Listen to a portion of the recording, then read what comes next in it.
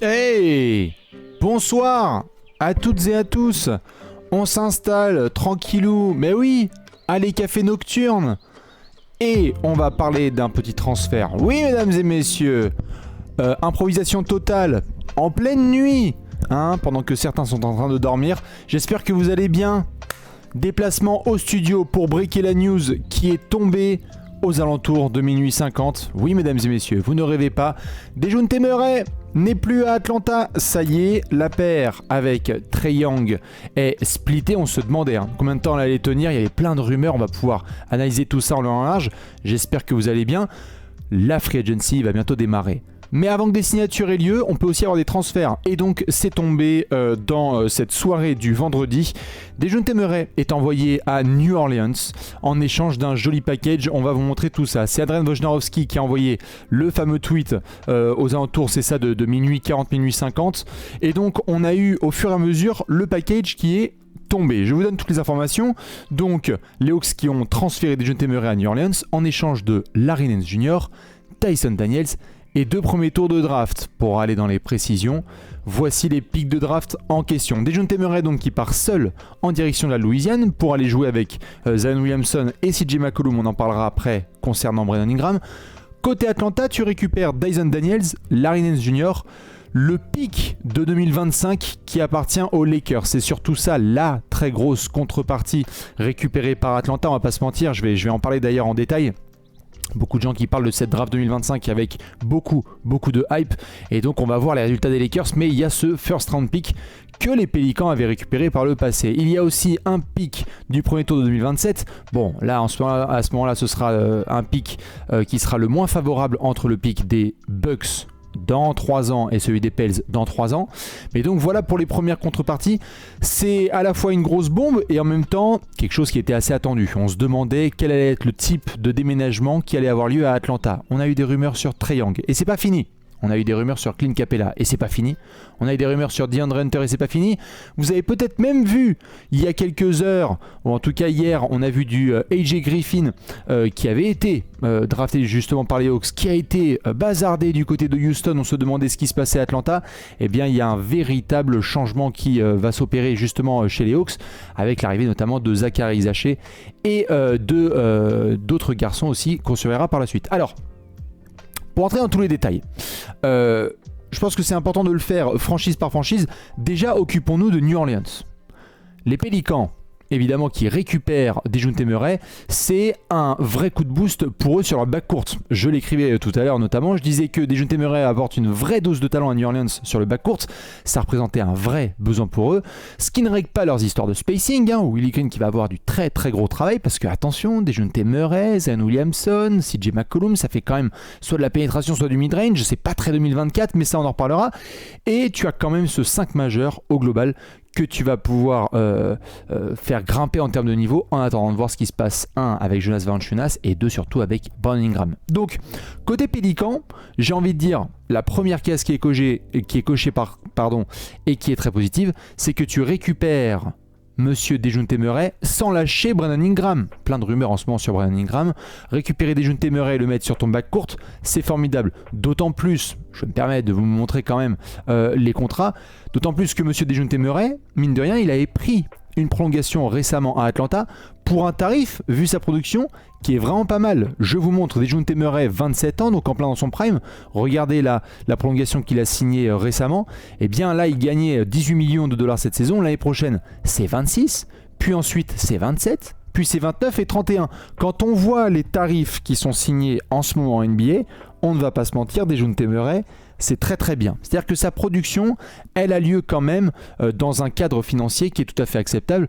Donc, d'un point de vue purement sous, on va voir ce qui va se passer à New Orleans parce qu'il y a encore du travail à faire. Je vous parlais de Jonas Valanciunas à l'instant, je vous parlais de Brandon Ingram. D'autres garçons pourraient aussi bouger bientôt.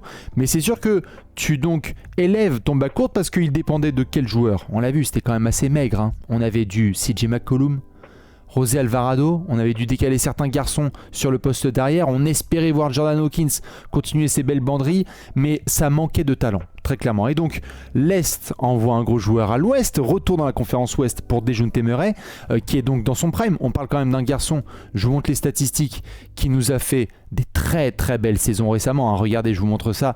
Dejounte Murray récemment, l'année dernière, on peut dire ce qu'on veut, mauvaise ambiance à Atlanta. Pépère, c'est quand même encore 23 points, 5 rebonds, 6 passes et une interception de moyenne, avec une adresse record en carrière, 36% à 3 points. Alors il shootait à 39% en rookie, mais sur un volume qui est quand même assez intéressant, 36% à 3 points. Le roi du mid-range, un joueur qui est très clutch, on l'a vu cette saison encore et par le passé. Dejounte Murray, c'est un garçon qui est capable de prendre beaucoup de responsabilités dans le money time.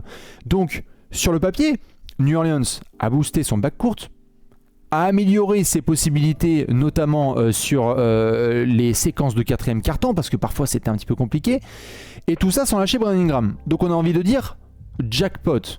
Ceci étant dit, avant de basculer sur Atlanta, ceci étant dit, il y a quand même des choses à devoir surveiller de très très près. Déjà, la première, c'est que je vais vous montrer les finances des Pélicans.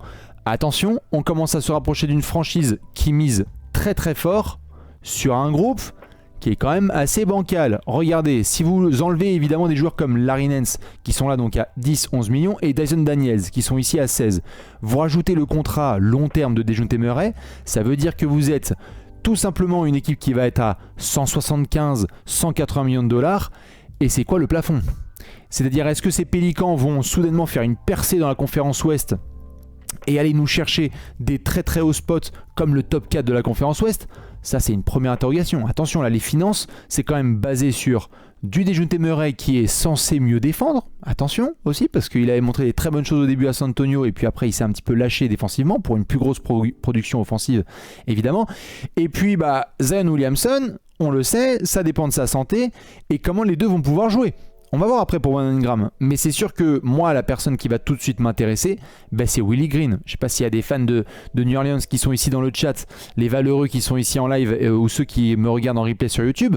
Attention Willie Green, là il va falloir faire des bonnes rotations parce que on avait déjà des interrogations sur comment faire jouer Zion Williamson avec du pivot, avec des meneurs qui ne sont pas forcément des shooters à 3 points.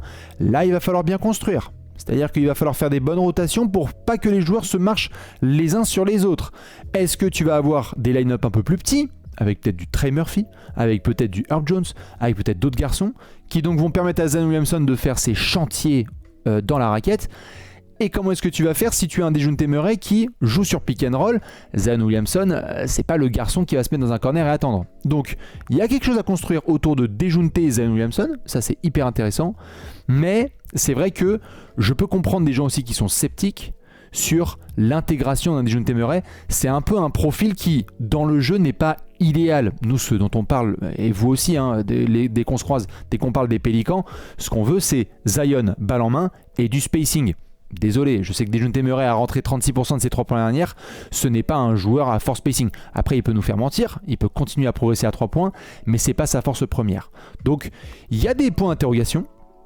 Ça va mettre une très très grosse pression sur Willie Green et aussi sur le management de New Orleans parce que là, moi, je vous pose la question, c'est ceux qui sont ici et les copains qui me regardent et les copines en replay. Est-ce que selon vous, Brandon Ingram va rester?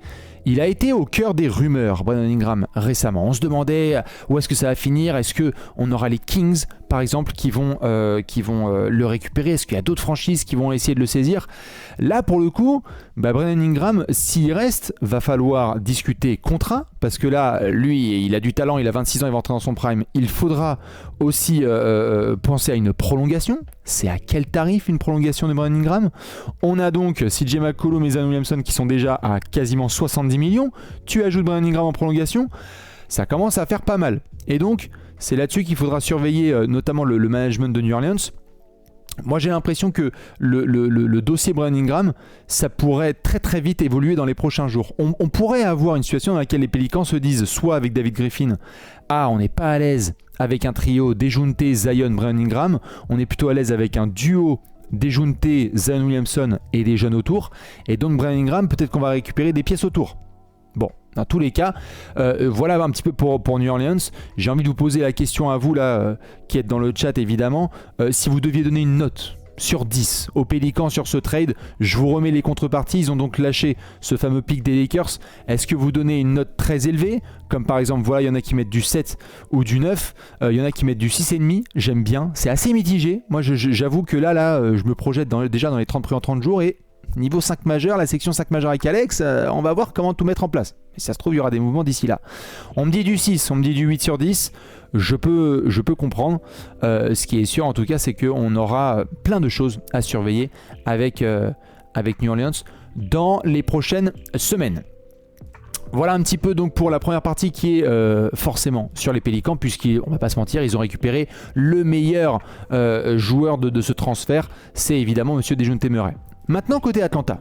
Parce qu'il y en a plein qui m'ont dit « Oh, Bastien, on veut ton avis, on va voir comment ça se passe. Qu'est-ce que tu en penses à chaud ?» Évidemment, alors, déjà première petite lampée, pendant que je vous remets évidemment les détails du transfert juste ici. Patati patata, excusez-moi. Comment ça, il est là, toi, nous? J'ai pas vu Antoine Griezmann, il était là de passage, pardon, j'ai pas vu. Mon cher Antoine, si t'es là, évidemment, cœur, mais sinon, j'ai pas vu, désolé, j'étais à fond dans mon analyse. Dejounte Murray, quand même, face à des copains comme monsieur Zion Williamson et Brandon Ingram, ça pourrait être pas mal. Côté Atlanta, on va se focus maintenant sur nos amis les Hawks, parce que il y a évidemment plein de choses à dire. Donc déjà, sur le postulat, je suis obligé de vous le donner, bien évidemment, c'est le suivant. Dejounte Murray, il faut comprendre qu'il est arrivé à Atlanta, ce n'était pas une décision de l'ancien management. L'ancien management, c'était Travis Schlenk, j'en parlais là, notamment tout à l'heure sur Twitter, sur le fait qu'à l'époque, Travis Schlenk était donc le general manager de nos amis d'Atlanta, et on a eu un transfert qui n'a pas été décidé par Travis Schlenk. Ce qui a d'ailleurs mené à son départ. Il était complètement blasé de la situation. C'est le propriétaire avec son fils qui ont dit « Nous, on adore Dejounte Murray, donc on va envoyer 3 futurs premiers tours de draft à San Antonio. Ferme ta gueule Travis Schlenk et on récupère Dejounte Murray pour essayer de faire plaisir à Trae Young. » Non seulement ça n'a pas plu évidemment à notre ami Travis Schlenk, mais en plus ça n'a pas super bien marché. Parce que Dejounte Murray dans la production numérique, pas de problème, mais le duo, je sais pas ce que vous en pensez, mais le duo Trae Young, Dejounte Murray, ça n'a jamais été rejoindre les Luka Doncic et Kyrie Irving et d'autres backcourts qui sont extraordinaires. C'était pas phénoménal ce qu'on a eu le droit de leur part. Ça a bien marché certains matchs, la production numérique a été là, mais ils n'ont pas non plus passé un cap en mode équipe qui va aller chercher les hauts de l'Est. Au contraire, les Hawks, lorsqu'ils ont été en finale de conférence, c'était avec une itération autour de Trae Young et des role-players autour. Et lorsqu'il y a eu Trae Young et Dejounte Murray, si je dis pas de bêtises, ça a juste fait du play-in tournament ou du premier tour de playoff de manière assez expéditive. Donc déjà, ça c'est pour le contexte. On se demandait depuis quelques temps si ça allait être Trae Young ou Dejounte Murray qui allait partir en premier.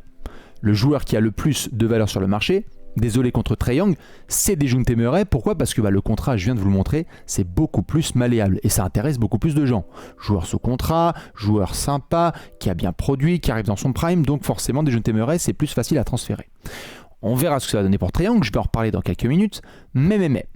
Ce qui est certain, c'est que Atlanta se retrouvait dans une situation de transition. On a donné les rênes dans les mains de Monsieur Landry Fields et de Kyle Korver. On les a laissés notamment chercher Zachary Zaché en pick 1 et d'autres garçons, Nikola Jurosic notamment à la draft. Et on voulait voir s'ils allaient justement pouvoir décider tranquille solo sans que le propriétaire aille leur casser les couilles, excusez-moi, sur les moves de cet été.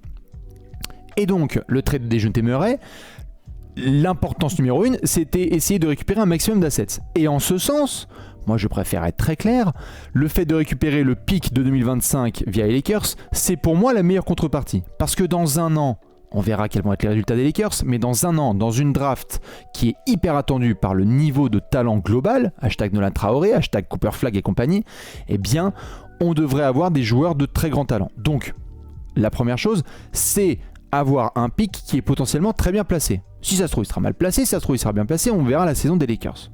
La deuxième chose, c'est que Dyson Daniels, on peut me dire ce qu'on veut, mais c'est quand même un garçon avec un sacré bout de talent. On l'avait vu un peu se développer du côté de New Orleans à ses débuts, mais on l'a pas vu forcément percer. Parce que sur le backcourt utilisé par Willie Green, eh ben malheureusement, il n'avait pas trop de minutes. 17 minutes sur sa saison rookie, 22 minutes sur sa saison sophomore.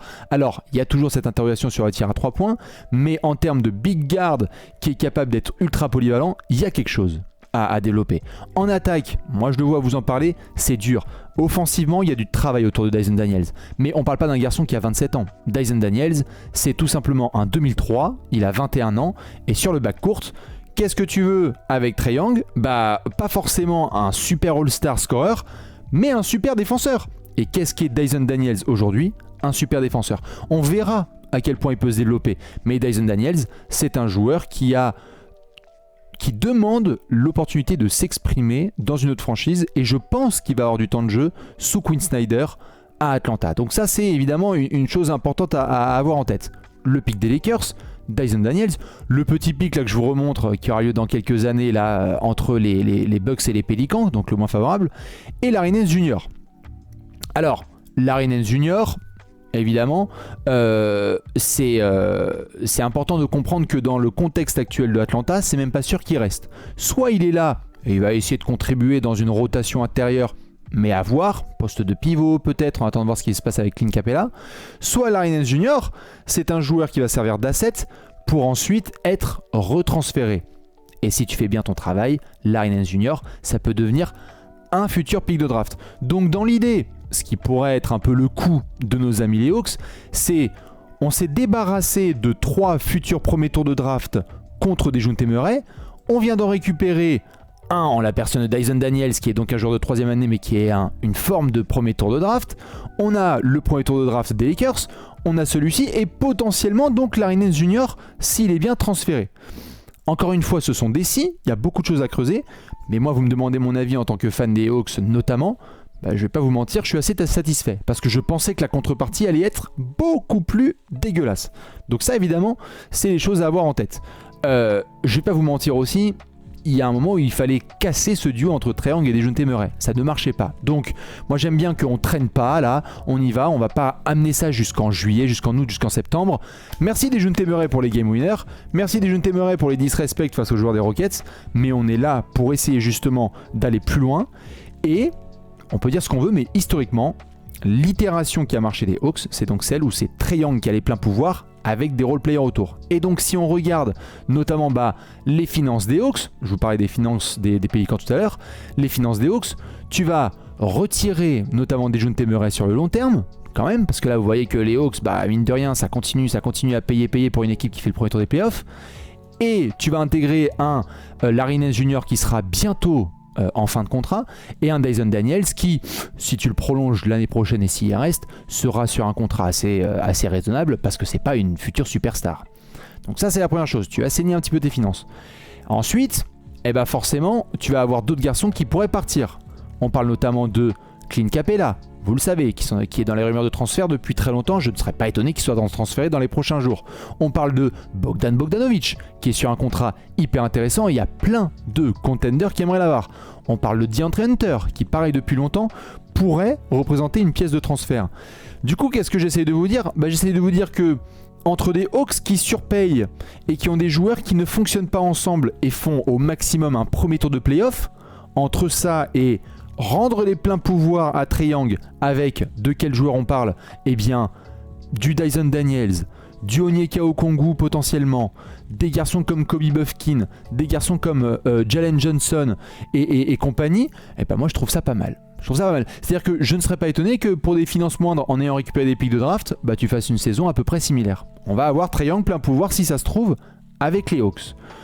Mais la question que je vous pose forcément, c'est par rapport au scénario que je viens de vous dire, est-ce que vous pensez que Trae Young va rester à Atlanta ? Il existe tout à fait un scénario dans lequel toute la tirade que je viens de faire, elle est obsolète dans 3 semaines, et en fait Trae Young, il se barre soit à San Antonio, il se barre dans d'autres franchises, et merci Bastien pour ton analyse, en fait c'est bon Trae Young, vous pouvez démarrer les montages Photoshop, il est ailleurs. Moi je vois que c'est assez mitigé, il y en a qui me disent oui, il y en a qui me disent non. Si vous le voyez bouger, c'est dans quelle franchise ? Parce que c'est ça surtout la question autour de Trae Young. Si vous faites un transfert, là il vient d'avoir ce nombre de pics et de joueurs échangés contre Monsieur Dejounte Murray. Quelle franchise va vouloir se positionner sur lui ? Les Spurs, tu viens de prendre Stephen Castle, on ne sait pas encore si c'est ce genre de move que les Spurs vont vouloir faire un petit peu dans le rush. Apparemment à San Antonio, ils ont plutôt peut-être envie de prendre leur temps, on verra parce que c'est beaucoup de bullshit en ce moment au niveau de ce qui est déclaré publiquement ou parfois en coulisses, mais peut-être que San Antonio va se faire ça aussi un petit peu plus de manière organique. Peut-être que pas du tout, peut-être que oui. Mais donc Trae Young, j'ai du mal à voir un transfert là imminent à San Antonio. Je serais étonné, ça ne veut pas dire que ça n'aura pas lieu, mais je vais pas mentir, je serais très étonné que Trae Young finisse à San Antonio là, dans les prochains jours, prochaines semaines. Quelles franchises peuvent s'y retrouver ? Quoi ? Les Lakers, pour essayer de récupérer Trae Young, ils voulaient DeJounte Murray depuis longtemps. Bah d'accord, mais ils n'ont pas assez d'assets pour essayer de récupérer ça. Donc, on avait notamment parlé en février dernier de DeJounte Murray contre du D'Angelo Russell et du Austin Reeves. Moi, je vais pas vous mentir, la contrepartie de ce soir, elle me plaît beaucoup plus. Donc, vous voyez, il y a toutes ces choses à prendre en considération. Donc, Trae Young, on va voir ce que ça donne dans les prochains jours. Brandon Ingram, on va voir évidemment ce que ça donne dans les prochains jours. Et évidemment, on observera les autres garçons des Hawks qui peuvent être transférés. Les autres garçons des Pélicans, peut-être que CJ McCollum, je vois certains le mentionnent, va se faire lui aussi envoyer ailleurs. Dans tous les cas, il y a du gros mouvement. Ça veut dire aussi que les Pélicans essayent de bumper leur place dans la conférence Ouest et il y a d'autres équipes qui vont devoir répondre. On attend les Kings là notamment, je sais que dans la fanbase de Sacramento on attend très très fort du mouvement parce que ça va commencer à pousser dans le haut de l'Ouest. On va voir ce qui se passe avec les Clippers parce que si Paul George s'en va, est-ce que les Clippers restent du même niveau ou les Pélicans augmentent un petit peu leur level ? À surveiller. Ce qui est sûr et certain c'est que dans les prochaines heures, on va avoir des news très importantes. Vous avez certainement vu, j'en ai parlé notamment sur Twitter et dans la journée de ce vendredi et un petit peu en vidéo avec Alex. Ce samedi, c'est la date sur laquelle on va avoir les player options et les contrats garantis ou non garantis qui vont être actés. Vous avez certainement vu la nouvelle des Warriors avec Chris Paul qui ont décidé de prolonger, en tout cas d'1 an, la décision à prendre sur la garantie de son contrat. Et donc, on va potentiellement avoir un Chris Paul qui peut être transféré dans les prochains jours. Les 48 prochaines heures vont être incroyables. Vous avez déjà un transfert de DeJounte Murray. Si ça se trouve, vous allez en avoir d'autres qui vont tomber par équation par rapport à ce transfert-là. D'autres équipes qui vont avoir un petit peu peur ou d'autres qui vont venir toquer à la porte des Hawks et dire attends, mais c'est libre là ? Si DeJounte Murray c'est parti, il y a qui d'autre de disponible ? Clint Capella, DeAndre Hunter et compagnie. Peut-être que David Griffin côté Pélican n'a pas terminé non plus son business. Je vous avais demandé la note des Pélicans sur 10, quelle note vous donnez à Atlanta, même au-delà de l'explication que j'ai pu donner suite à ce transfert de monsieur DeJounte Murray. Est-ce que vous me donnez, voilà, déjà il y a deux notes extrêmement différentes, il y a un 8 et un 4 tout de suite. Il y en a qui me disent 4, 5, 7. Ah, et c'est assez varié quand même, hein. C'est un cran en dessous, je peux le comprendre, par rapport aux Pélicans. Donc c'est pour ça que j'ai l'impression que la note, à peu près votre moyenne, se situe aux alentours de 5-6, quoi, j'ai envie de dire. Certains bumpent jusqu'à 8, mais je pense que c'est un peu isolé. Mais c'est pas non plus un delta énorme. Quand il y en a qui me disent que les Pélicans ont explosé Atlanta sur ce transfert, moi je suis un peu plus mitigé. Je dirais, voyons voir si ces Pélicans-là vont débarquer dans les 30 premiers en 30 jours et nous pousser à les foutre top 4 de la conférence Ouest et qui vont tout éclater avec un spacing de rêve. Ça, c'est à voir. Ce qui est sûr et certain, c'est que donc nous on va se retrouver bientôt. On fera d'autres petites émissions. Je vais pas rester très très longtemps. Je vais juste vous poser vous laisser me poser 2-3 questions sur ce transfert précisément, et ensuite je vais devoir vous laisser parce que l'actualité continue. Il va y avoir plein d'autres petites choses à devoir régler évidemment sur ce week-end de pré-free agency. Est-ce que les Spurs auraient pu proposer un meilleur package de base avec du Trey Jones et de Keldon Johnson et des pics ? C'est vrai qu'il y a eu rumeur, tout à fait, hein, merci pour cette question, il y a eu des rumeurs de DeJounte Murray de retour à San Antonio. Bon, force est de constater que non. Moi je pense que les Spurs, ils ont récupéré des assets. On avait d'ailleurs questionné un petit peu leur manière d'utiliser le pick 8 de la dernière draft. Ils ont récupéré des assets futurs. Je ne crois pas que c'est pour les dilapider sur un DeJounte Murray qui ne va pas faire exploser le plafond du projet Spurs. Ils savent très bien à quoi s'attendre avec DeJounte Murray. Joueur sympathique, mais pas celui qui va tout faire bouger. Est-ce que Stephen Castle, dans quelques années, il regarde DeJounte Murray dans les yeux et il dit « les gars, vous avez bien fait de me conserver, de me prendre, de me développer et de conserver vos pics ?» Peut-être. Est-ce que Zachary Zaché sera la deuxième option des Hawks ? Je ne pense pas. En l'état, l'ordre il est assez clair. Trae Young, Jalen Johnson, et ensuite à voir. Mais de toute façon, sur Zachary Zaché, je pense que c'est important aussi, on en parlera à la rentrée NBA, de comprendre que c'est aussi un projet en construction sur du long. Et donc, je ne crois pas qu'il va débarquer en saison rookie et nous claquer 16 à 18 points par match. Je pense que ça va être un peu moins et qu'il va progresser sur la saison à venir. Est-ce que le grand gagnant de ce trade, ce n'est pas Travis Schlenk ? En tout cas, il doit bien siroter parce que lui, il nous a fait, puisqu'il travaille à Washington, il nous a fait une très très belle draft avec les Wizards et il doit forcément se marrer parce qu'il s'est barré d'Atlanta, et bien lui en a pris parce qu'il était un petit peu menotté par, par les propriétaires. Et quand il voit comment Atlanta a fait start quitter sans sauvegarder sur Dejounte Murray, ça peut se comprendre. Est-ce qu'il va y avoir un trade de Clint Capella? Oui, je pense. Dans les prochaines semaines, il y aura du trade de Clint Capella pour laisser notamment la place à Onyeka Okongwu, pour ne citer que lui. Est-ce que Jalen Johnson aura une nouvelle explosion statistique à prévoir sans Dejounte? Il aura plus de ballons. De là à parler d'explosion statistique, il était dans les courses au MIP cette saison, donc, enfin la saison dernière. Donc je pense qu'il fera partie des joueurs très attendus la saison à venir. Il aura un peu plus de responsabilité, mais je ne vais pas commencer à parler de LeBron, quoi. Il peut peut-être atteindre les 18 à 20 points de moyenne avec des rebonds et de la passe, ça c'est sûr. Les autres questions, évidemment, j'y répondrai un peu plus tard, hein, notamment les questions qui ne concernent pas ce transfert. Je vais pouvoir refaire des allées café, ça vous inquiétez pas, on va en faire pas mal. Qui voudrait de Larry Nance Jr. Il va y avoir forcément des équipes qui y seront intéressées. Je vous pose la question à vous. Quelle franchise aimerait ajouter un Larry Nance Jr. à 10 millions de dollars en backup sur son banc? Regardez peut-être, je sais pas moi, on vient de voir Dallas qui a fait de la place avec Tim Hardaway Jr. pour prolonger Derrick Jones Jr. Est-ce qu'ils sont capables de continuer à faire cette place-là pour ajouter un Larry Nance Jr. Larry Nance Jr. qui rejoint les Mavs, moi j'aimerais bien sur le projet. On me parle des Warriors, on me parle des Lakers évidemment. Certains qui mentionnent justement les Mavs, tout à fait. Orlando, ça peut être un super backup en poste d'intérieur. Mais voilà, vous voyez, il y a plein d'équipes qui sont mentionnées. OKC, bien évidemment, OKC, super profil. Larry Nance Jr. à les récupérer. Est-ce que les Hawks vont aller toquer à la porte de Sam Presti et dire pep, tu le voulais ton backup de Chet Holmgren? Tiens, le voilà. C'est une formidable idée. Moi, j'aime beaucoup ça, l'idée dans le chat. Le trade dont on parle, en tout cas, je le remontre ici et on aura l'occasion d'en rediscuter puisque je vais vous laisser dans quelques minutes et il faut que j'uploade cette vidéo évidemment sur YouTube. C'est le trade donc de Dejounte Murray au Pélican avec en échange monsieur Larry Nance Jr., monsieur Dyson Daniels et deux futurs premier tour de draft, pardon, vous voyez, on fait des lapsus. Voilà un petit peu pour ce breakdown. Je l'ai fait en format court, une petite demi-heure. Je vous avais promis d'aller évidemment dans le studio pour vous débriefer un petit peu à chaud. On va rester connecté parce que moi je vais aller évidemment bosser pas mal de petits trucs et rester sur les réseaux si au cas où il y a un autre transfert. Si ça se trouve, je relance un alley café à 4h du matin s'il y a un trade qui tombe. Vous surtout, je vous donne rendez-vous dimanche soir. Je vous redonnerai l'horaire, pour le moment je ne l'ai pas précisé, hein, mais dimanche soir il y aura bien un live spécial Free Agency. Peut-être qu'on reparlera des Hawks, peut-être qu'on reparlera des Pélicans. Dans tous les cas, je vous fais des très gros bisous. Si vous êtes fan de Atlanta ou de New Orleans, n'hésitez pas à me donner votre avis. Avec Alex, on retournera bientôt plein de vidéos. Dimanche soir, live spécial Free Agency. Je vous fais des gros bisous. Je vous laisse évidemment en musique. Petit café avant d'enchaîner sur la NBA la nuit. Et voilà, transfert continue, c'est formidable. Bonne nuit à toutes et à tous, à la prochaine, ciao.